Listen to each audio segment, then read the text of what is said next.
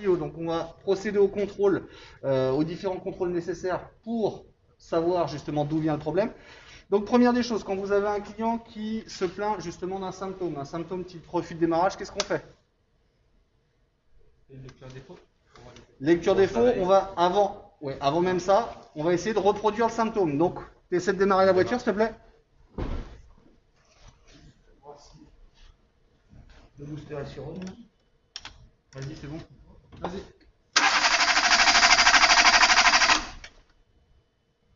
Donc là, on constate bien que la voiture refuse de démarrer. Ok.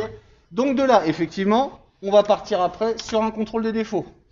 Donc on y vas, Evan? Ou sinon Fouad, comme tu veux. On procède au contrôle des défauts. Impeccable, pas de défaut, on peut rendre la voiture au client? Non. Donc vous voyez, là on a l'exemple typique justement que la valise Diag c'est un très bon outil, mais que ça ne dit pas tout. D'accord? Donc là l'intérêt, ça va être justement de mettre certains contrôles en place pour savoir ce qui peut se passer. Parce que vous voyez là, la voiture ne voit aucun défaut, le calculateur ne voit aucun défaut, et pourtant le défaut il est bien physique. Hein. Il est bien là. Ok? Donc, l'intérêt du diagnostic, ça va être essayer de mettre en place des contrôles et de se dire dans sa tête qu'est-ce que je vais mettre comme contrôle judicieux en place pour essayer d'être le plus efficace et le plus rapide possible. Ok? Donc là, tant que vous avez la valise, qu'est-ce que vous pouvez faire d'autre comme contrôle? On va les valeurs des capteurs. On va aller voir les valeurs des capteurs, ce qu'on appelle les lectures paramètres ou les valeurs réelles. Donc on va voir ça.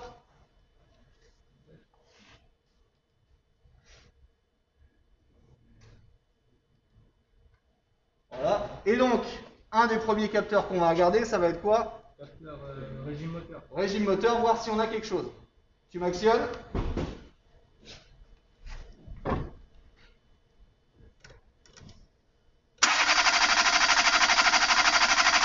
entend le moteur qui tourne et pourtant on voit que le régime moteur reste à 0 tout le monde. Ok. Il y a donc de grandes chances que le souci, effectivement, vienne de ce capteur qui nous calcule le régime moteur, le régime et la position moteur.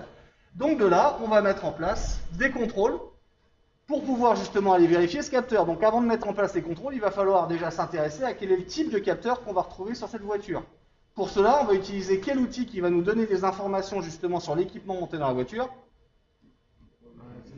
La revue technique. La revue technique. On y va?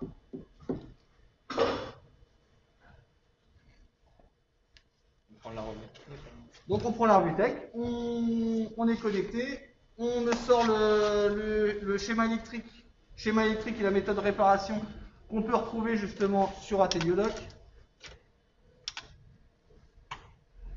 Donc tu vas aller dans moteur.